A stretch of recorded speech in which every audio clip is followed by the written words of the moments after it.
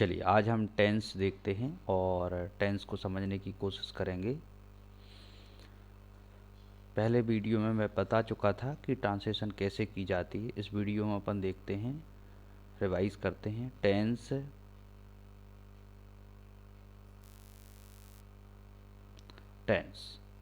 तो टेंस कितने प्रकार के होते हैं? 3 प्रकार के होते हैं। फर्स्ट होता है प्रेजेंट।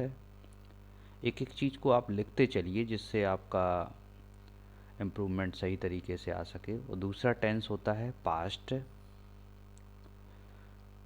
और तीसरा टेंस होता है फ्यूचर।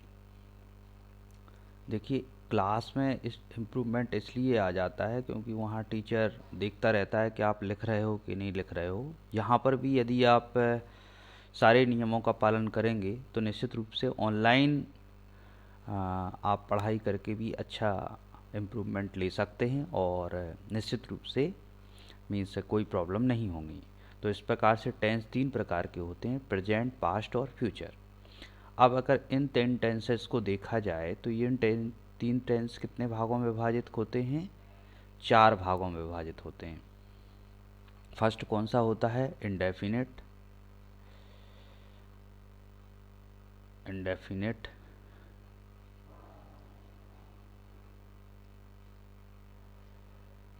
और सेकंड होता है कंटिन्यूअस और थर्ड होता है परफेक्ट और फोर्थ होता है परफेक्ट कंटिन्यूअस।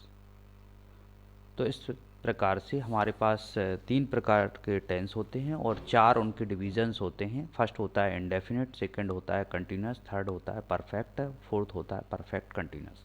आप ऐसा चार्ट बनाते जाएं जिससे इम्प्रूवमेंट में दिक्कत ना आए।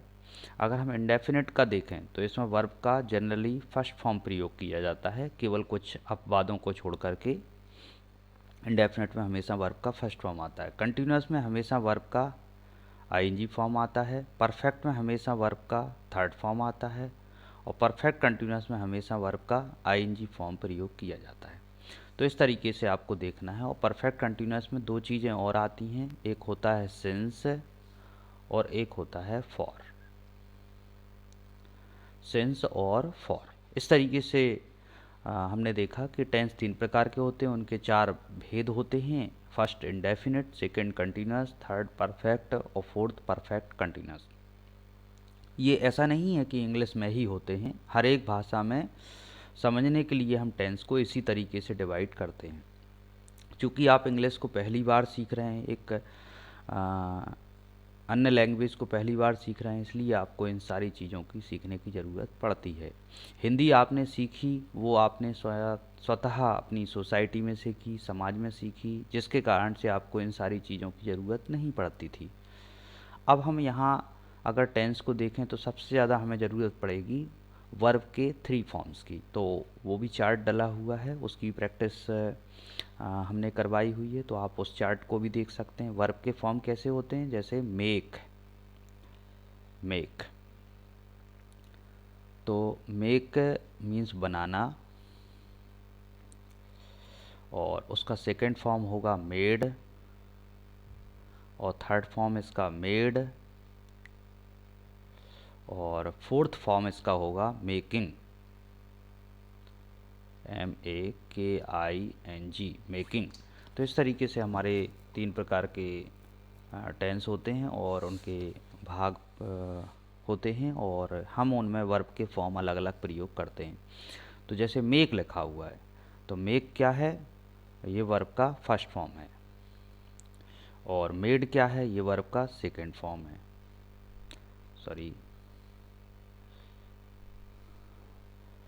ये वर्ब का सेकंड फॉर्म है, ना कि थर्ड फॉर्म। तो ये सेकंड फॉर्म कहलाएगा और ये वर्ब का हो जाएगा थर्ड फॉर्म और ये वर्ब का कहलाएगा फोर्थ फॉर्म या फिर आईएनजी फॉर्म हम इससे कह सकते हैं। तो हमें अलग अलग फीलिंग्स को देने के लिए हमें वर्ब के फॉर्म अलग प्रयोग करने पड़ते हैं। जैसे कि हम हिंदी में चुका है बोलते हैं, रहा है बोलते हैं, वैसे ही इंग्लिश में भी टेंस को बताने के लिए हम एक अलग प्रकार का वर्ब का फॉर्म प्रयोग करते हैं। चलिए नेक्स्ट अपन देखते हैं कि बार सेंटेंसेस कैसे ट्रांसलेट होते हैं। इसके लिए देखिए आप टेंस का हेल्प में वर्ब चार्ट ज़रूर देखें और उसको बार बार देखें जिससे आपको टेंस की हेल्प में वर्ब याद हो जाएं। और ये वीडियोस को आप अपने दोस्तों तक ज़रूर शेयर करें जिससे वो उनको भी स्टडी हो सके और उनको भी अच्छा इम्प्रूवमेंट प्राप्त हो सके घर में बैठे हुए। Thank you very much. चलिए नेक्स्ट देखते हैं अपन। हाँ, यदि हम किसी भी वाक्य को ट्रांसलेट करना चाहते हैं, जैसे कि एक हम वाक्य लेते हैं, वह मेरे साथ यह काम कर रहा होगा।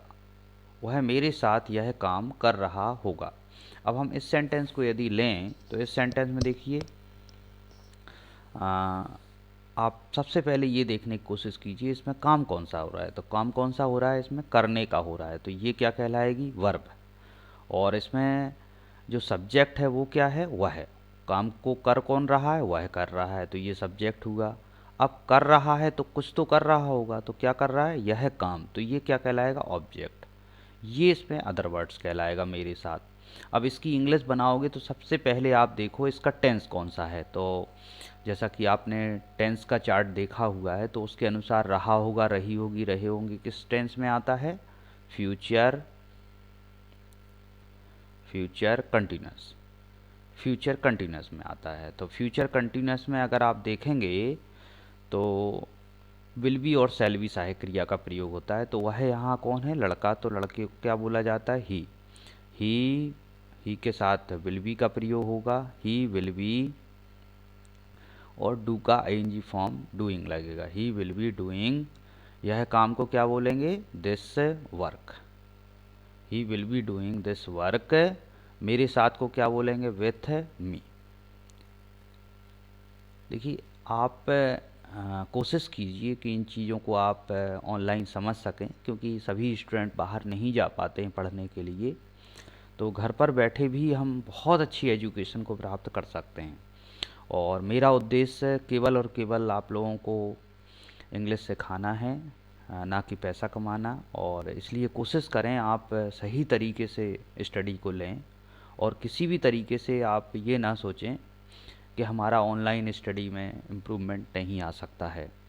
आज हम ऑनलाइन स्टडी करके या आप कई ऑनलाइन वर्क करके आप खुद सोचिए कि आप ऐसी चीज़ों का इम्प्रूवमेंट प्राप्त कर चुके हैं जो शायद कोई व्यक्ति भी आपको समझाता तो भी ना बनता।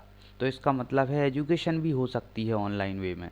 तो आप उसको सही तरीके से लें और कोशिश करें कि आप उसमें किसी भी टाइप की लापरवाही ना करें। तो इस सेंटेंस को आपने समझ लिया कि कैसे हम इसका पैसिव ट्रांसलेशन करेंगे। चलिए नेक्स्ट सेकंड सेंटेंस लेते हैं।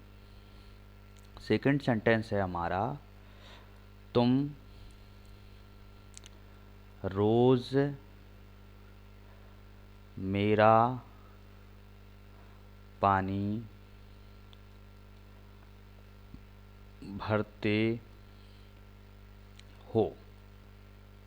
अब ये देखिए यहाँ पर भरते हो, ता है ती है आ रहा है, मतलब ये कौन सा टेंस हो गया, प्रेजेंट इंडेफिनिट। ये हो गया प्रेजेंट इंडेफिनिट। अब प्रेजेंट इंडेफिनिट में देखा जाए तो भरना क्या है, वर्ब, तुम क्या है, सब्जेक्ट, और भर किस चीज़ को रहे हैं, मेरा पानी, तो ये क्या कहलाएगा, ऑब्जेक्ट। तो ये अदर वर्ड्स है जिसकी इंग्लिश हम सबसे लास्ट में बनाएंगे। तो तुम की इंग्लिश क्या होती है, यू। अब प्रेजेंट इंडेफिनिट में सहायक क्रिया कौन सी आती है, डू और डज।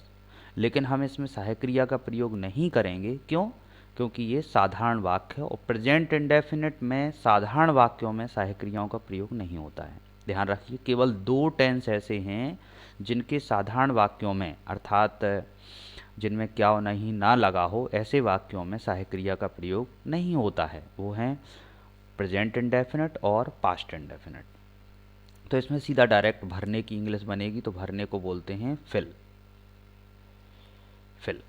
तो यू फिल, मेरा पानी को क्या बोलेंगे, my water, you fill my water. और रोज को क्या बोलते हैं, daily, you fill my water daily.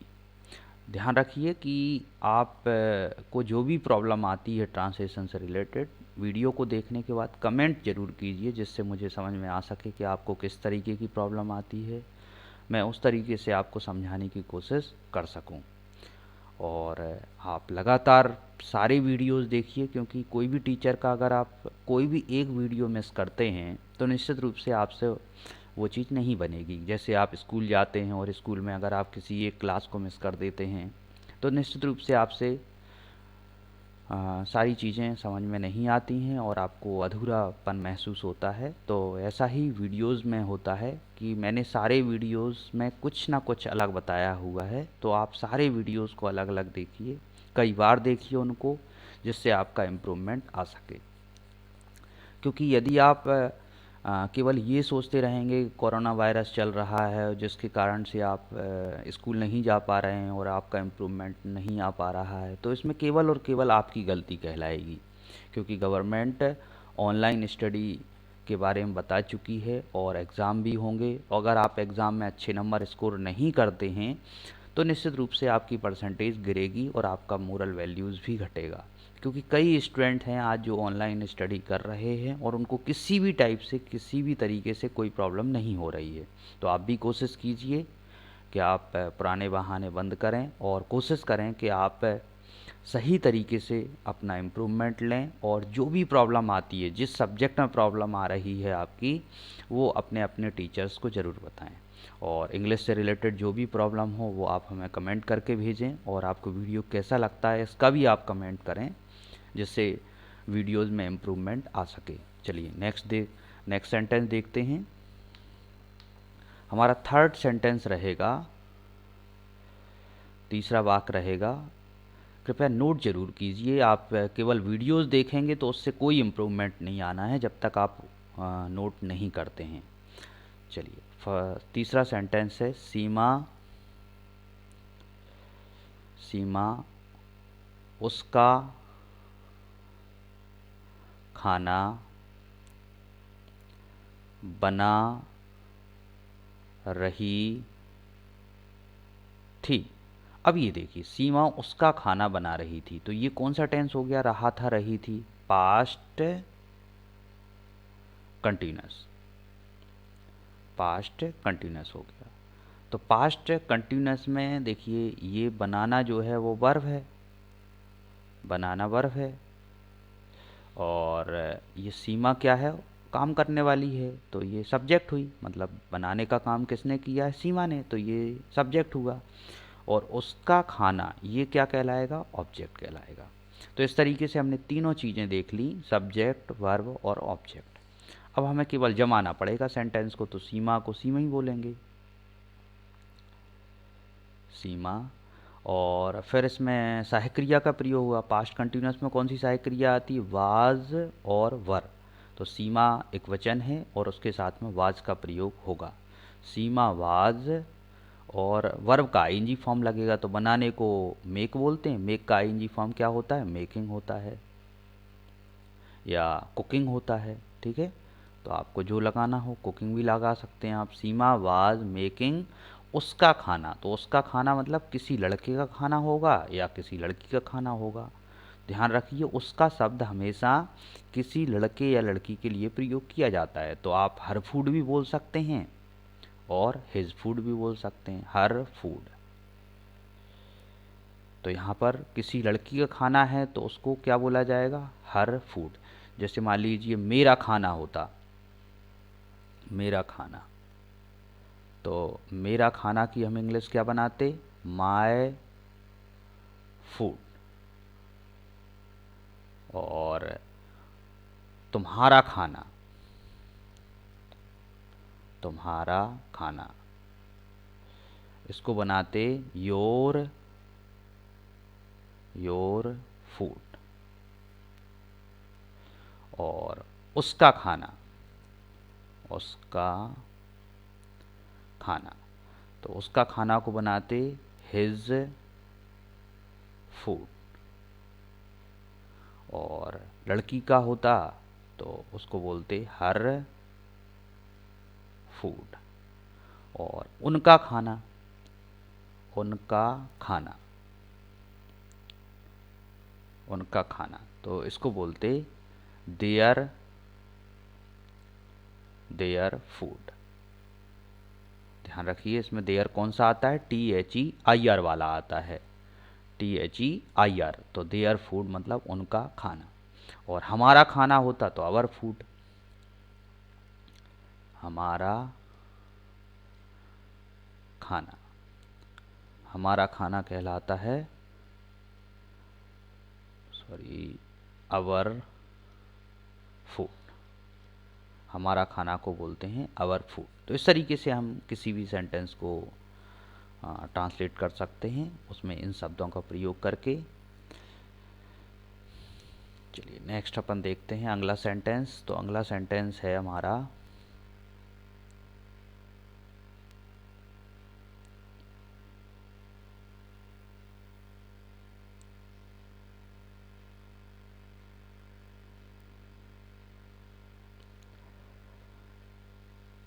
चलिए अगला सेंटेंस, फोर्थ सेंटेंस है हमारे पास। फोर्थ सेंटेंस हमारा रहेगा वह उसकी कहानी कल लिखेगी। वह उसकी कहानी कल लिखेगी। वह उसकी कहानी कल लिखेगी। तो लिखेगी मतलब आगे चल के लिखेगी। तो ये कौन सा टेंस हो गया, future indefinite, future indefinite, future indefinite. अब इसमें लिखना क्या है, वर्ब है, और काम को कर कौन रहा है, वह है, तो ये सब्जेक्ट हो गया। उसकी कहानी क्या कहलाएगी, ऑब्जेक्ट। ये इसमें अदर वर्ड्स कहलाएगा। तो वह को क्या बोलते हैं, सी, क्योंकि यहाँ पर लड़की की बात हो रही है तो इसलिए उसको सी बोलेंगे, और लड़के की बात हो रही होती तो उसको ही बोलते। तो सी। अब सी के साथ कौन सी सहायक क्रिया लगाएंगे आप, विल या सेल। तो इस सी के साथ में क्या लगती है, विल। सी विल, और लिखेगी को मतलब write, she will write, she will write उसकी कहानी। अब देखो उसकी कहानी मतलब लड़के की कहानी या लड़की की, तो हिज या हर बोला जाएगा। अभी हमने बताया था आपको उसका खाना था, अब यहाँ क्या हो गया, उसकी कहानी। तो लड़के की कहानी मतलब हिज स्टोरी, और लड़की की कहानी मतलब हर स्टोरी। आप कुछ भी लिख सकते हैं। तो she will write her story, she will write her story. Means यहाँ पर लड़की है तो निश्चित रूप से लड़की की ही कहानी लिखेगी। मीन्स तो यहाँ पर हर स्टोरी, या लड़के की कहानी लिखती है तो आप उसमें हिज स्टोरी भी कह सकते हैं। तो she will write her story, और कल को क्या बोलेंगे, टुमारो, टुमारो।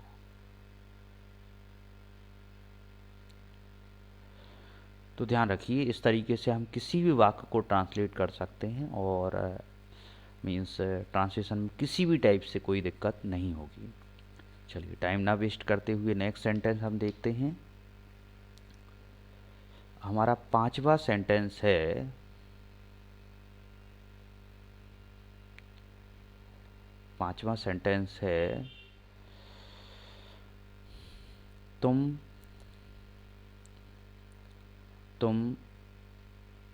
कल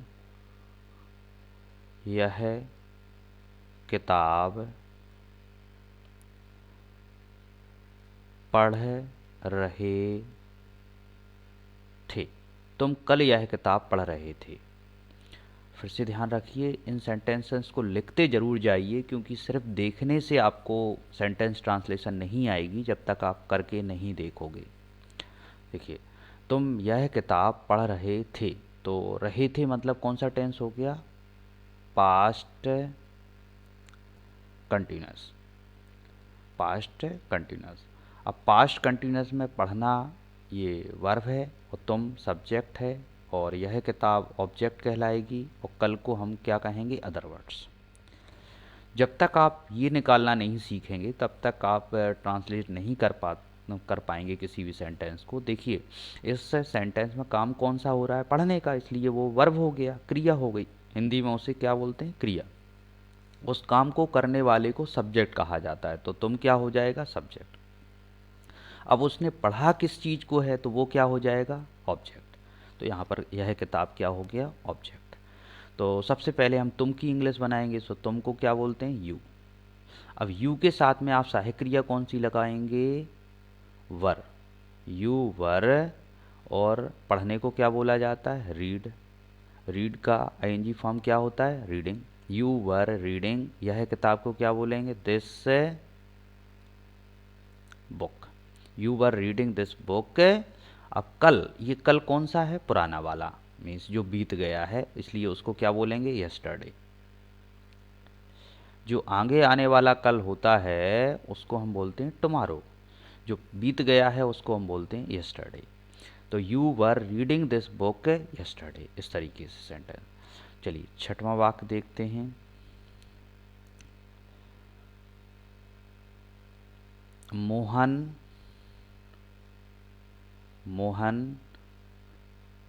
रोज खाना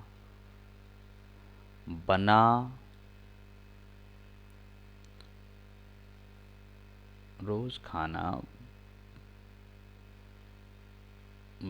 रहा है,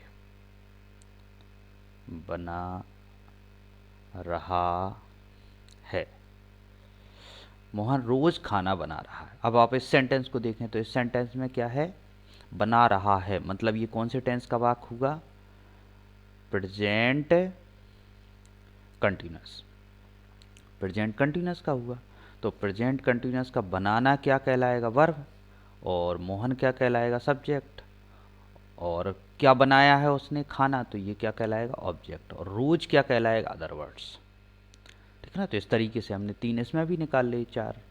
तो नेक्स्ट है, मोहन को क्या बोलते हैं, मोहन को मोहन बोलते हैं। ध्यान रखिए नामों की इंग्लिश अगर आपसे गलत भी हो जाती है तो एग्ज़ाम में नामों की इंग्लिश गलत नहीं मानी जाती है, इसलिए आप कुछ भी लिख सकते हैं।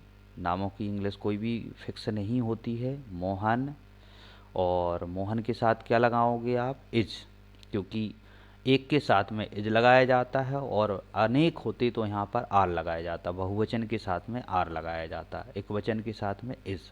तो Mohan is making, Mohan is making, और खाना को बोलते हैं food. Mohan is making food daily. तो इस तरीके से हमने इस सेंटेंस को ट्रांसलेट किया।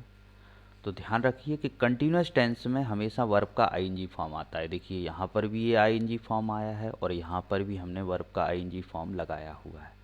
तो चाहे वो प्रेजेंट कंटिन्यूअस हो, चाहे पास्ट कंटिन्यूअस हो, चाहे फ्यूचर कंटिन्यूअस हो, कंटिन्यूअस अगर सेंटेंस होगा तो उसमें वर्ब का आईएनजी फॉर्म ही प्रयोग किया जाएगा।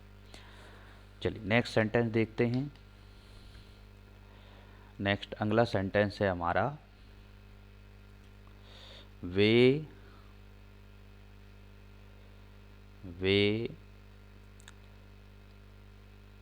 तुम्हारी किताब पढ़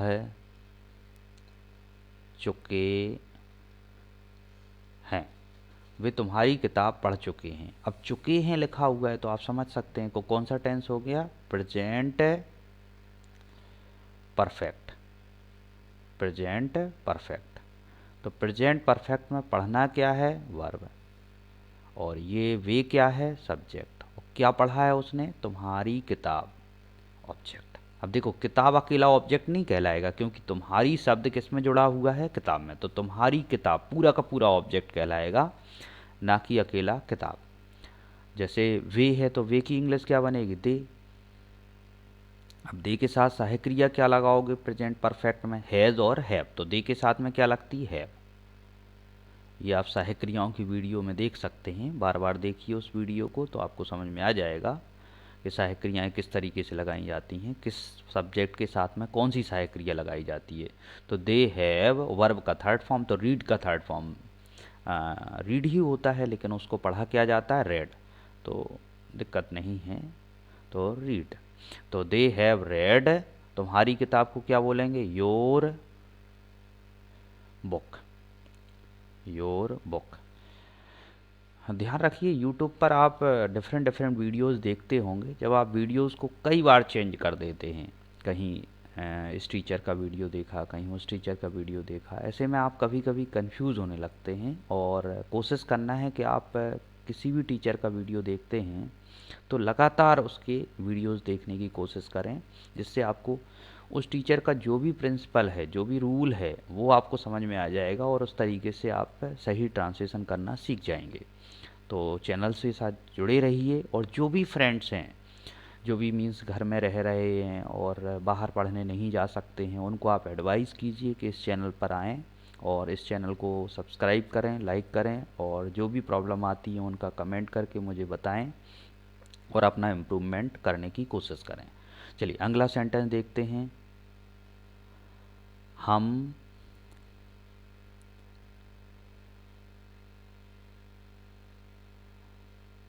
तुम्हारी सॉरी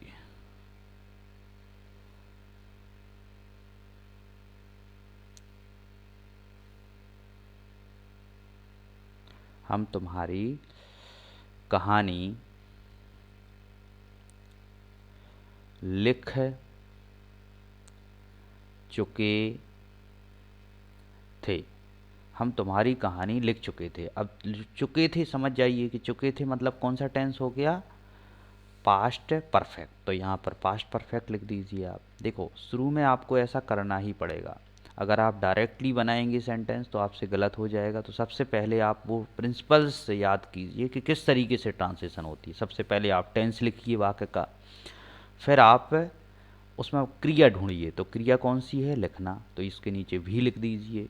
काम कौन कर रहा है इसको, हम, तो ये सब्जेक्ट हो गया। अब क्या लिख रहे हैं, कहानी लिख रहे हैं, लेकिन तुम्हारी शब्द इसमें जुड़ा हुआ है तो इसलिए ये पूरा ऑब्जेक्ट कहलाएगा। तो हमको क्या बोलेंगे, वी, और वी के साथ कौन सी सहायक क्रिया लगाओगे पास्ट परफेक्ट में, हैड, वी हैड, और वर्ब का थर्ड फॉर्म लगेगा। तो देखो रीड का थर्ड फॉर्म अपन ने पहले लिखा था तो रीड ही होता है, उसको केवल रेड पढ़ा जाता है। लेकिन लिखने का थर्ड फॉर्म क्या होता है, रिटन। ये वर्ब के थर्ड फॉर्म जरूर आपको याद करने पड़ेंगे, क्योंकि जब तक आप वर्ब के थर्ड फॉर्म्स, थ्री फॉर्म्स याद नहीं करेंगे तब तक आप इंग्लिश की शुरुआत नहीं कर पाएंगे। तो वी हैड रिटन, तुम्हारी कहानी मतलब योर स्टोरी, योर स्टोरी। तो we had written your story. तो इस तरीके से हम इस सेंटेंस को ट्रांसलेट करते हैं। चलिए अगला सेंटेंस देखते हैं।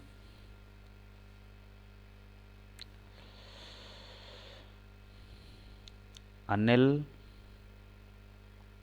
अनिल ने कल यह काम किया। अनिल ने कल यह काम किया। तो किया, दिया, पिया, सुना, ऐसे जो भी शब्द अगर लास्ट में आते हैं तो समझ जाइए कि कौन सा टेंस है, पास्ट इंडेफिनिट। ऐसे सेंटेंस पास्ट इंडेफिनिट कहलाते हैं। और इसमें किया क्या कहलाएगा, वर्ब। किसने किया है, अनिल ने, तो ये क्या कहलाएगा, सब्जेक्ट। और क्या किया है, यह काम, तो ये ऑब्जेक्ट। काम किया है लेकिन यह शब्द उसमें जुड़ा हुआ है इसलिए इसको भी हम ऑब्जेक्ट कहेंगे। तो यह काम क्या कहलाएगा, ऑब्जेक्ट। और कल इसमें अदर वर्ड्स कहलाएगा। तो अनिल को अनिल लिखेंगे आप। अनिल डिड, किया मतलब डू मतलब करना, और डू का सेकंड फॉर्म क्या बनेगा, डिड। ठीक है ना, तो इसमें सेकंड फॉर्म आते हैं। ये सहायक क्रिया नहीं है डिड, ये इसमें वर्ब का सेकंड फॉर्म लगा हुआ है। डू मतलब करना होता है, डू का सेकंड फॉर्म अपन ने क्या बना दिया, डिड। तो अनिल डिड, यह काम को क्या बोलेंगे, दिस वर्क। और कल को क्या बोलेंगे, यस्टरडे, यस्टरडे। ठीक है ना। तो Anil did this work yesterday. तो ध्यान रखिए इसमें यह टेंस पास्ट इंडेफिनिट का है और पास्ट इंडेफिनिट के साधारण वाक्यों में हम सहायक क्रिया का प्रयोग नहीं करते हैं। यहाँ डिड सहायक क्रिया नहीं है जो कि आपको यहाँ दिखाई दे रही है। ये डिड जो है डू का सेकंड फॉर्म मैंने बनाया हुआ है। इंग्लिश में केवल 2 टेंस ऐसे हैं जिनके साधारण वाक्यों में सहायक क्रिया नहीं आती है, तो वो है एक प्रेजेंट इंडेफिनिट और एक पास्ट इंडेफिनिट। चलिए टाइम ना वेस्ट करते हुए एक और सेंटेंस देखते हैं। पवन ने उसकी कहानी लिखी। पवन ने उसकी कहानी लिखी। अब ये देखिए पवन ने उसकी कहानी लिखी, तो लिखी मतलब पास्ट इंडेफिनिट, ठीक है ना। ऐसे वाक्य जिनमें इस तरह की अंतिम शब्द होते हैं, लिखा, गया, सुना, तो ये पास्ट इंडेफिनिट के कहलाते हैं, ठीक है। तो ये पास्ट इंडेफिनिट कहलाएगा। इसमें लिखना क्या है, वर्ब, पवन क्या है, सब्जेक्ट, क्या लिखा है उसने, उसकी कहानी, तो ये ऑब्जेक्ट कहलाएगा। सबसे पहले हम पवन की इंग्लिश बनाएंगे। पवन, और लिखने को राइट बोला जाता है तो पास्ट इंडेफिनिट में सेकंड फॉर्म लगेगा। तो देखिए यहाँ पर डिड प्रयोग नहीं होगा, यहाँ पर ये साधारण वाक्य है इसलिए इसमें क्या लगेगा, सेकंड फॉर्म। तो राइट मीन्स लिखना, और राइट का सेकंड फॉर्म क्या होता है, रोट। तो पवन रोट उसकी कहानी। उसकी कहानी मतलब एक लड़के की कहानी या लड़की की कहानी, तो यहाँ पर लड़के की कहानी समझ लेते हैं। तो पवन रोट हिज स्टोरी। पवन रोट हिज स्टोरी, बस हो गया, पवन रोट हिज स्टोरी। तो इस तरीके से हम इस वाक्य को ट्रांसलेट कर सकते हैं। आई होप आपको सेंटेंसेस समझ में आ रहे होंगे, और फिर भी यदि कोई डाउट्स रहते हैं तो आप कमेंट करके ज़रूर पूछें, जिससे मैं उस टाइप का वीडियो बना सकूं जो आपकी प्रॉब्लम को सॉल्व कर सके। चलिए नेक्स्ट अपन देखते हैं कि जो मैंने आपको बताया कि साधारण वाक्य क्या कहलाता है। तो देखिए साधारण वाक्य, साधारण वाक्य, साधारण वाक्य का मतलब है जिसमें क्या और नहीं ये नहीं आते, जिसमें क्या और नहीं आते हैं वो क्या कहलाएगा, साधारण वाक्य। और प्रश्नवाचक, प्रश्नवाचक ये कौन सा कहलाता है, जिसमें क्या आता है, ठीक है, जिसमें क्या आता है वो प्रश्नवाचक। और नकारात्मक कौन सा कहलाएगा, नकारात्मक कौन सा कहलाएगा, जिसमें नहीं आता है। और प्रश्न एवं नकारात्मक, नकारात्मक तो ये कौन सा कहलाएगा, जिसमें क्या और नहीं दोनों आते हैं। तो आपको ध्यान रखना है, साधारण वाक्य का मतलब है जिसमें क्या और नहीं दोनों नहीं आते हैं। प्रश्नवाचक का मतलब है जिसमें क्या आता है। नकारात्मक का मतलब है जिसमें नहीं आता है। और प्रश्न एवं नकारात्मक वाक्य का मतलब होगा, प्रश्नवाचक एवं नकारात्मक वाक्य का मतलब होगा जिसमें क्या और नहीं दोनों आते हैं। अब एक और प्रकार का वाक्य होता है जिसको कहा जाता है इंग्लिश में double interrogative. Double interrogative, double interrogative. तो डबल इंट्रोगेटिव का मतलब होता है जिसमें प्रश्नवाचक शब्द आता है, ठीक है ना, प्रश्नवाचक, क्वेश्चन, क्वेश्चन वर्ड्स, जिसमें क्वेश्चन वर्ड्स आते हैं तो समझ जाइए कि वो क्या है, डबल इंट्रोगेटिव सेंटेंस। हिंदी में कैसे समझेंगे आप, डबल इंट्रोगेटिव सेंटेंस कौन सा है, जिसमें प्रश्नवाचक शब्द वाक्य के बीच में आता है, ठीक है ना, जिसमें प्रश्न वाचक शब्द वाक्य के बीच आता है, ठीक है ना। तो ऐसा वाक्य जिसके बीच में प्रश्नवाचक शब्द आए तो उसको हम क्या बोलेंगे, डबल इंट्रोगेटिव कहेंगे। जैसे कि एक एग्जाम्पल को लेकर के समझते हैं इसको। जैसे सेंटेंस लिखा है, क्या वह पढ़ता है। अब ये देखिए, ये कौन सा वाक्य कहलाएगा, केवल प्रश्नवाचक। प्रश्नवाचक, क्या वह पढ़ता है, तो ये कौन सा हुआ, प्रश्नवाचक हुआ। अब इसको ऐसा लिख दिया जाए, वह क्या पढ़ता है, तो इसमें आप समझेंगे कि फीलिंग बदल चुकी है, सेंटेंस का पूछने का सिस्टम बदल चुका है। जैसे क्या वह पढ़ता है, मतलब अपन ये पूछ रहे हैं कि वह पढ़ता है कि नहीं पढ़ता है, और वह क्या पढ़ता है, तो यहाँ पर कोई चीज़ पूछ रहे हैं कि पढ़ता है तो किस चीज़ को पढ़ता है, तो इसलिए इसको कहेंगे double interrogative. Sorry, double interrogative, DOUBLE, double interrogative. ठीक है ना, तो इसको हम डबल इंट्रोगेटिव कहेंगे। ठीक है, तो इस तरीके से हम सेंटेंसेस को अगर समझ जाएंगे तो निश्चित रूप से हमें ट्रांसलेशन करने में दिक्कत नहीं होगी। जब भी हम प्रश्नवाचक शब्दों की इंग्लिश बनाते हैं तो केवल सहायक क्रिया को बाहर कर देते हैं। जैसे कि मान लीजिए अपन को एक सेंटेंस बनाना है, क्या वह बाजार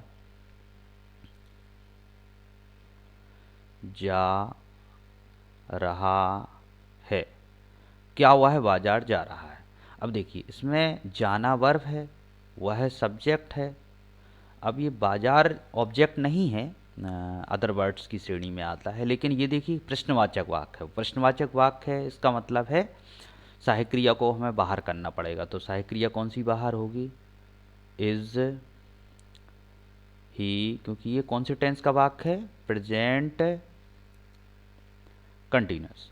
तो प्रेजेंट कंटिन्यूस में आप जानते हैं ना, इज आर एम का प्रयोग होता है, तो यहाँ पर सहायक क्रिया बाहर हो जाएगी। तो is he going to the market, is he going to the market, बस हो गया, इसमें क्वेश्चन मार्क लग जाएगा। ठीक है ना। अब जैसे मान लीजिए अपन एक सेंटेंस और लिखें, तुम क्यों हंस रहे हो। तुम क्यों हंस रहे हो, ये भी सेंटेंस कौन से टेंस का है, प्रेजेंट कंटिन्यूस। ये भी प्रेजेंट कंटिन्यूस का है। अब प्रेजेंट कंटिन्यूस का है, लेकिन इसमें हंसना क्या है, वर्ब, और तुम क्या है, सब्जेक्ट। इसमें ऑब्जेक्ट नहीं दिया गया है। जब हम इसकी इंग्लिश बनाएंगे तो कैसे इंग्लिश बनाएंगे, तुमको क्या बोलेंगे, यू। सॉरी, इसमें ये डबल इंट्रोगेटिव सेंटेंस है, और डबल इंट्रोगेटिव सेंटेंस को कैसे ट्रांसलेट करते हैं, सबसे पहले हम क्यों की इंग्लिश बनाएंगे इसमें। तो डबल इंट्रोगेटिव सेंटेंस में थोड़ा सा नियम बदल जाता है, और इसमें क्यों की इंग्लिश बनेगी तो क्या हो जाएगा, सबसे पहले वाई।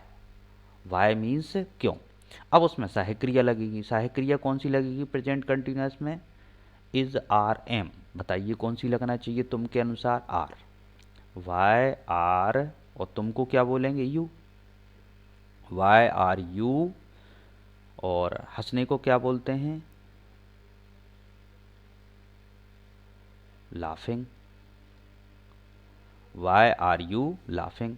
अब देखिए, यहाँ पर हमने एक आर से इसको मीन्स इंट्रोगेटिव बनाया, और एक हमने वाई से बनाया। ठीक है ना। तो इस तरीके से हमने इसको डबल इंट्रोगेटिव बनाया, इसलिए इसका नाम पड़ जाता है डबल इंट्रोगेटिव। इसलिए इस सेंटेंस को डबल इंट्रोगेटिव कहा जाता है। तो वाई आर यू लाफिंग। चलिए नेक्स्ट एक और सेंटेंस देखते हैं।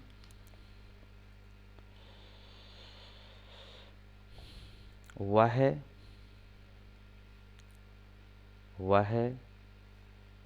कैसे लिखता है। वह कैसे लिखता है, सॉरी इसमें इंट्रोगेटिव, वह कैसे लिखता है, तो ये कौन सा है, डबल इंट्रोगेटिव सेंटेंस है। क्यों है? क्योंकि इसमें बीच में प्रश्नवाचक शब्द आया है, इसलिए ये डबल इंट्रोगेटिव कहलाएगा। अब देखिए, वह को क्या बोलेंगे? सब्जेक्ट, और लिखना क्या है? वर्ब। अब ये कैसे की इंग्लिश क्या बनेगी? हाउ।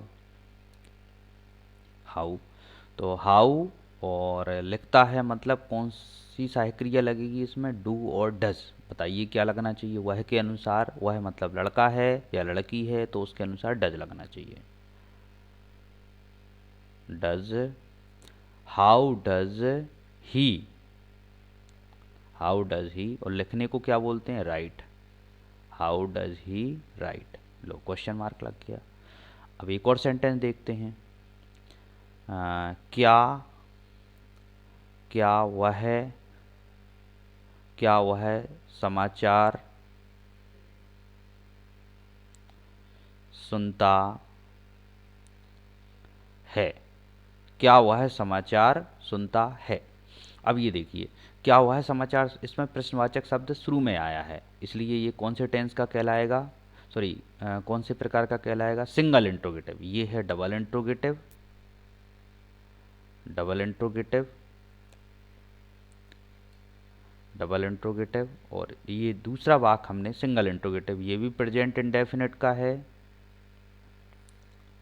प्रेजेंट इंडेफिनिट का है, और ये वाला भी वाक्य प्रेजेंट इंडेफिनिट का है। ठीक है ना?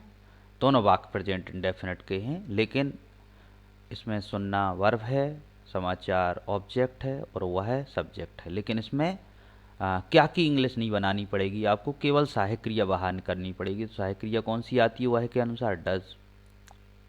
तो does he listen, LISTEN, does he listen, और समाचार को क्या बोलते हैं? News. Does he listen news.